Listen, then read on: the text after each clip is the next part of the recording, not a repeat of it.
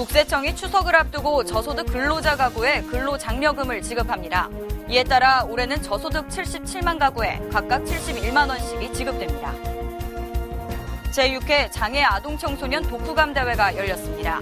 이날 대회에는 예선을 통과한 전국의 초중고등학생이 모여 나에게 용기를 준 고마운 책을 주제로 대회를 치렀습니다. 폐에 구멍이 뚫리는 기흉이 10대 남성들에게 집중적으로 발생하고 있습니다. 지난해 기흉으로 수술받은 환자는 총 12,000여 명 중 10대는 3분의 1인 것으로 밝혀졌습니다. 한 가지 마술을 익히기 위해 남들보다 더 많은 연습이 필요한 마술사 김병휘 씨. 그러나 그의 열정은 꺾을 수 없습니다. 이번 시간 AP풀에서는 봉사하는 삶을 살기 위해 마술을 한다는 김병휘 씨를 만나 이야기를 나눠봤습니다.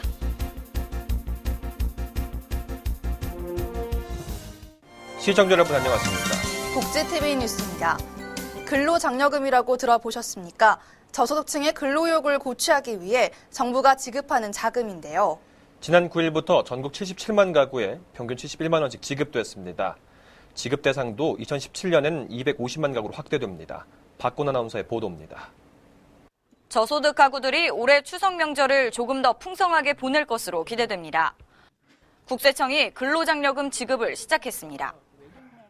지급 대상은 이제 근로자가 대부분이고요. 그 외에 연말정산으로 소득세 신고가 완료되는 보험 모집인, 방문 판매인 또 대상이 되겠습니다.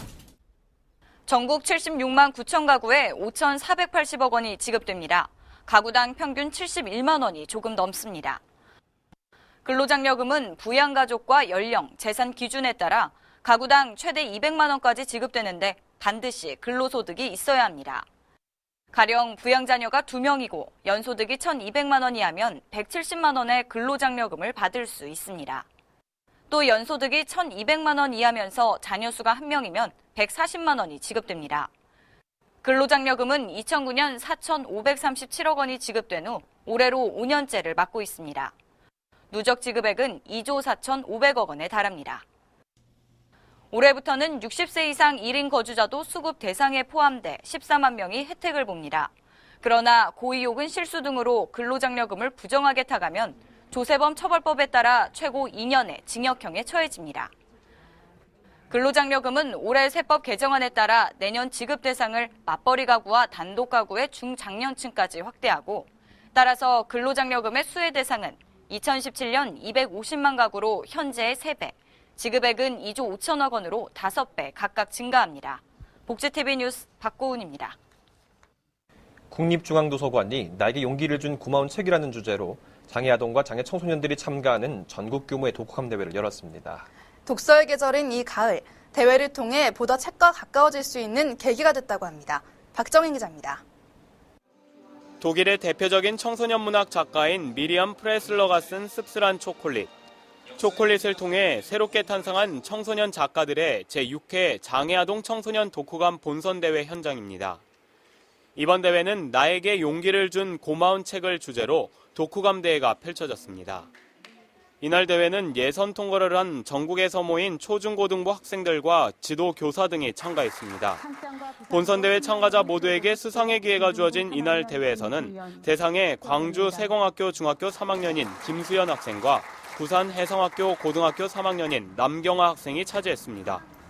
또한 학교 부문 시상에서는 청주 맹학교, 서울 삼성학교, 안동 진명학교, 부산 해남학교가 우수학교상을 받았습니다. 청고마비의 계절 가을은 독서의 계절이라고 합니다. 모처럼 이번 주말에는 가까운 서점에 가서 책 하나 골라보는 건 어떨까요? 복지TV 뉴스 박정인입니다. 가정에 10대 청소년이 있다면 귀 기울이시면 좋겠습니다. 폐에 구멍이 뚫리는 질환인 기흉이 10대 남자 청소년에게 급증하고 있습니다. 건강했던 아이가 갑자기 가슴 통증이나 호흡곤란을 호소한다면 지체 없이 병원에 가야 합니다. 보도에 정유림 기자입니다. 폐에 구멍이 뚫리는 기흉으로 진단받은 환자의 엑스레이 사진입니다. 오른쪽의 흰색의 주머니 모양에는 공기가 차 있습니다. 폐는 흉막이라는 두 겹의 얇은 막에 둘러싸여 있는데 이 흉막 사이에 공기가 들어가 주머니가 만들어지고 결국 터져서 기흉이 발생합니다. 이 과정에서 폐가 눌려 통증이 느껴지고 호흡을 제대로 할 수 없게 됩니다. 기흉은 10대 남성에게 집중적으로 발생하고 있습니다. 지난해 기흉으로 수술을 받은 환자 12,000명 중 10대는 3분의 1을 넘습니다. 10대 후반인 이 환자도 가슴 통증과 호흡곤란으로 응급실을 찾았습니다. 운동을 열심히 하고 건강에 문제가 없었는데 기흉이란 진단은 매우 충격적입니다. 갑자기 소화가 안 되는 느낌이 드는 거예요. 그래서 별일 아니겠구나 싶어서 그냥 탄산음료 같은 거 마시면 나을 줄 알았는데 점점 가슴이 조여오고 숨쉬기가 불편해졌어요. 엑스레이만으로도 쉽게 진단되지만 발병 원인에 대해서는 아직까지 밝혀지지 않은 상황. 제대로 치료하지 않을 경우 생명에 치명적인 영향을 주는데도 그 심각성은 잘 알려지지 않은 게 현실입니다. 키 크고 마른 젊은 남성에서 호발하는 것으로 되어 있고 가슴 통증이나 호흡이 가빠지는 증상, 기침이 지속되는 경우에는 즉시 병원을 방문하셔야 합니다.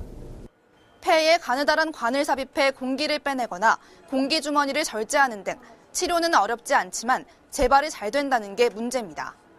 치료는 대개 산소 치료나 흉관 삽관을 하는 경우에는 약 50% 이상에서 재발을 하게 되어 있습니다.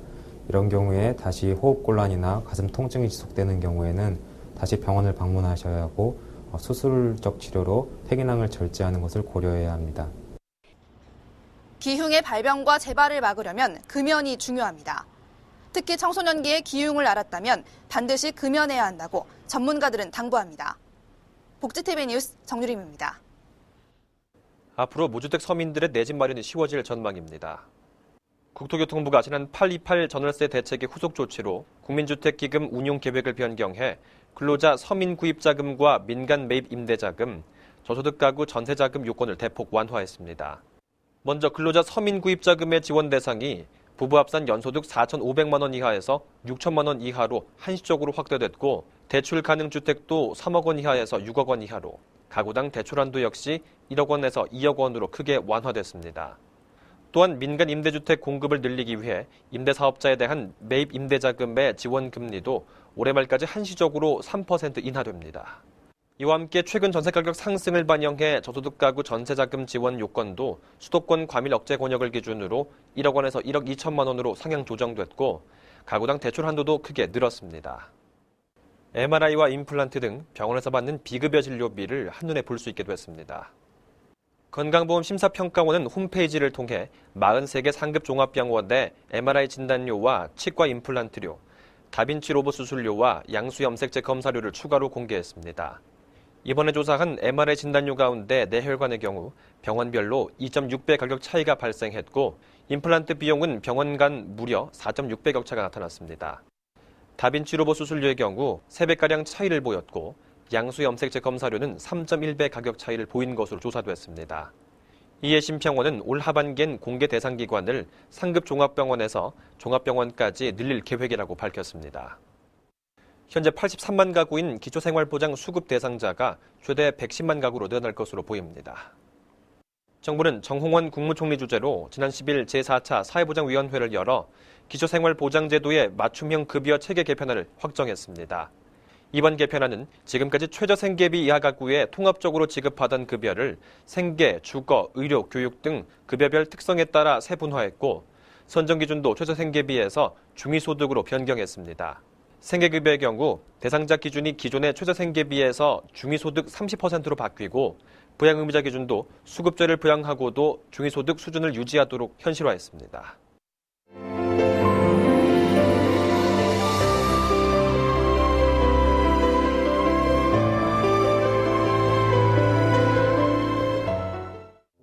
아무것도 그려지지 않은 흰색 종이.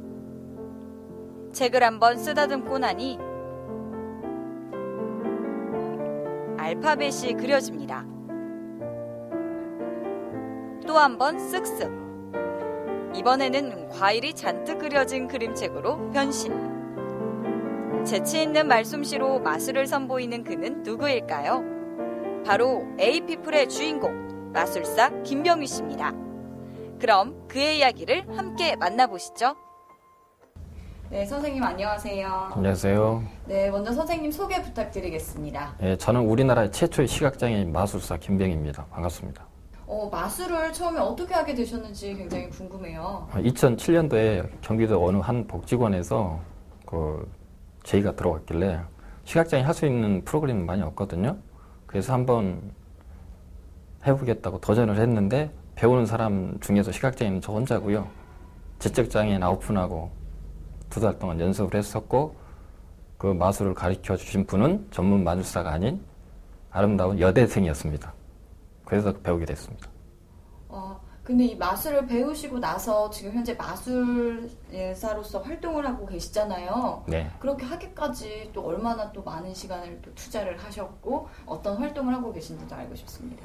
부천에 있는 한 마술 학원을 제가 찾아갔어요. 인터넷 검색을 해서. 그랬더니 그 마술 선생님이 뭐 시각장애인 마술하는 것도 본 적도 없고 뭐를 가르쳐야 되는지 모르기 때문에 이제 제 나름대로 뭐 어떤 책에서는 점자 스티커도 붙여놓고 저만 살짝 알아보게 구멍을 뚫어놓기도 하고요. 그 매번 반복하고 연습해서 남 2-3번 하고 저는 한 25번, 뭐 50번 정도 하고 막 그랬던 기억이 납니다. 하나의 마술을 배우기까지 몇 번을 반복해야 하는 수고로움이 따르지만 마술에 대한 열정은 꺾을 수 없습니다. 그런데 그는 왜 마술을 시작했을까요? 그는 자신을 통해 사람들이 즐거워하는 모습이 좋아 배우게 됐다고 말합니다. 제가 또 마술 공연 말고 지금 안마봉사를 하고 있거든요. 제가 안마사로서. 소록도 가보셨어요? 아니요. 네, 소록도 지금 12년째 거의 어르신들 계신 곳에 매번 여름이면 거기 가서 지금 봉사활동을 하고 있습니다. 또 이 안마를 배웠던 이유 중에 하나가 봉사활동을 하기 위해서 배웠어요, 처음에는. 그러면서 이제 배워서 직장도 갖게 되고 봉사도 다니고 또 저도 불편하지만 다른 분들이 저를 보면서 너무 좋아하기 때문에 그래서 저 봉사를 좀 다니고 있어요. 그는 2011년도 유명 방송 프로그램에 출연하며 얼굴이 알려지기 시작했는데요. 가끔 그를 알아보는 사람들의 응원은 마술을 할 때 그리고 안마봉사를 할 때 더 큰 기쁨으로 다가온다고 합니다. 공연이라든가 안마봉사 했을 때 너무 즐거워하시고 기뻐하시고 또 잘 봤다고 또 응원도 해주시고 또 TV에 한 번씩 나오면은 봤다고 또 안 해주신 분도 있어요. 그래서 또 제가 더 열심히 해야 될 것 같습니다. 김병희 씨와 가장 가까운 곳에서 함께하는 활동보조인 김동월 씨. 그녀는 김병희 씨의 열렬한 팬이자 친구인데요. 그의 봉사하는 마음을 배우고 싶다고 전합니다. 김병희 씨는 봉사활동을 지금 소록도 10년째 하고 있고 또 주말에 또 개인적으로 봉사활동을 하고 있습니다. 그래서 저희들도 그런 점을 좀 배워서 봉사를 좀 하고 싶습니다. 아직 총각이시거든요.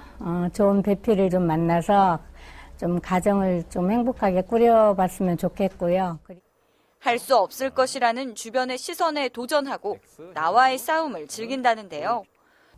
앞으로의 꿈은 더 많은 마술을 접해서 더 소외된 분들이나 저를 필요로 하는 곳이 있다면 어디라도 가서 또 공연을 하고 그분들하고 즐겁게 놀아주는 거고요. 세계 일주를 해서 그거를 달성시켰을 때 누군가가 또 도전을 받을 수 있을 것 같아서 그게 저 하고 싶은 목표입니다. 할 수 있다가 아니라 나는 할 수 있다가 아니라 나는 지금도 하고 있다. 여러분도 뭔가를 배우고 싶은 것이 있다면 저에게 요청을 하시면 될 것 같고요. 이 마술에 대해서 좀 궁금한 점이나 배우고 싶어 하신 분이 있으면 그분들에게 이 비법을 다 알려드리도록 하겠습니다. 자신이 배운 마술까지도 나누겠다고 말하는 김병희 마술사. 그의 마술이 나눔 가득한 사회를 만드는 마술로 이어지길 기대해봅니다.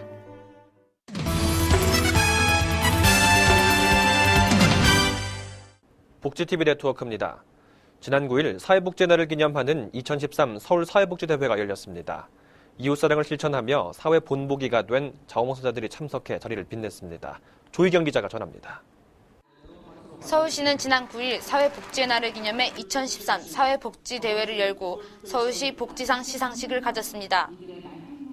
천만 서울시민의 복지 향상을 위해서 최일선에서 헌신하고 계시는 여러분들과 함께 2013 서울 사회복지대회 자리를 함께 할 수 있어서 대단히 기쁩니다.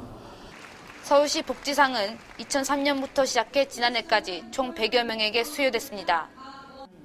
특히 올해 서울시 복지대상에는 30여 년간 폐지 수집으로 불우이웃을 돌본 황하익 씨에게 돌아갔습니다. 아울러 최우수상에는 서울 아버지 합창단과 국민은행 영등포 지부 등이 선정됐으며 자원봉사와 후원자, 종사자 분야별로 우수상이 수여됐습니다. 이번 사회복지대회로 우리 사회의 나눔 문화 확산이 이어지길 기대해봅니다. 복지TV 뉴스 조희경입니다. 경기도 장애인 탁구협회 제3대 회장에 문창현 신임 회장이 선임됐습니다.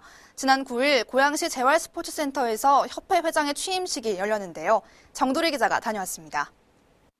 제3대 경기도 장애인 탁구협회장에 문창현 신임 회장이 취임했습니다. 지난 9일 고양시 재활스포츠센터에서 진행된 문 신임 회장의 취임식에는 최성 고양시장과 복지TV 최기옥 회장 등이 참석했으며 문 신임 회장은 18년간의 교사 생활과 국회 사무처 소속 비서관 등을 거쳐 장애인 탁구를 위한 활동을 이어왔습니다. 탁구 선수 여러분들 얼마나 어려운 환경에서 운동하는지 제가 잘 압니다. 저는 희망을 가지고 열심히 하겠습니다.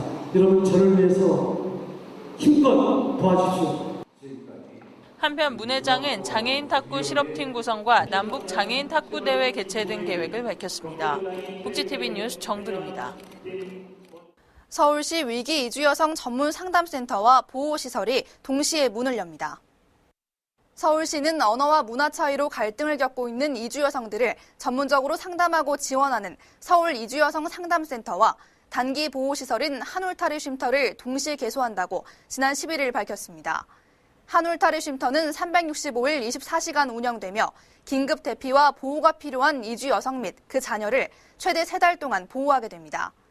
한편 시 관계자는 피해 유형에 관계없이 이주 여성이 머무를 수 있는 쉼터를 상담센터와 함께 제공해 이들의 안정적인 정착을 돕겠다고 말했습니다.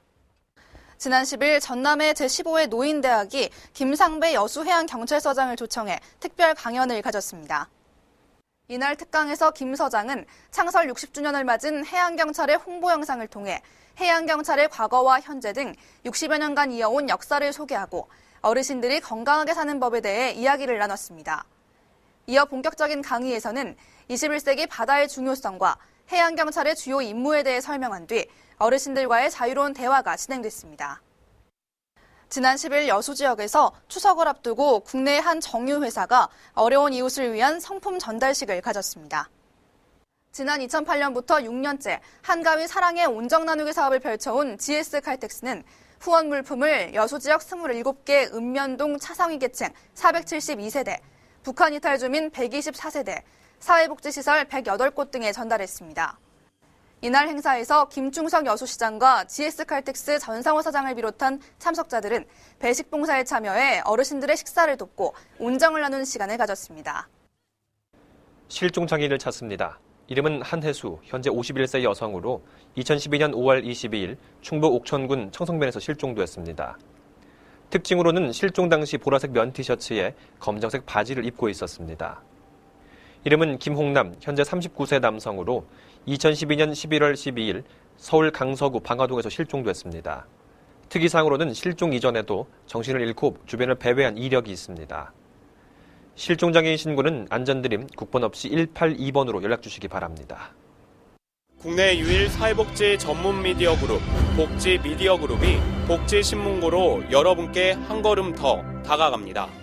복지신문고는 우리 사회의 장애인, 사회 소수계층의 인권 침해, 비리 문제와 불합리한 사건, 사고 등의 소식을 기다리고 있습니다. 복지TV, 웰페어 뉴스 홈페이지 또는 복지TV 어플리케이션과 우편으로 참여할 수 있습니다. 여러분의 작은 소리도 크게 듣는 복지신문고, 여러분의 많은 관심 바랍니다. 국내 1위 자리를 지키고 있는 한 PC용 메신저 프로그램이 얼마 전 내놓은 최신 버전에서 키보드만을 활용하는 시각장애인 사용자에 대한 배려를 전혀 하지 않아서 불만이 폭주하는 일이 있었습니다. 지금은 어느 정도 개선됐습니다만 급속도로 변하는 정보통신 분야에서 각종 정보 접근에 취약한 이들을 최우선으로 배려하지 못한 대기업의 태도가 아쉽기만 합니다. 이상으로 복지TV 뉴스를 모두 마칩니다. 시청해주셔서 고맙습니다.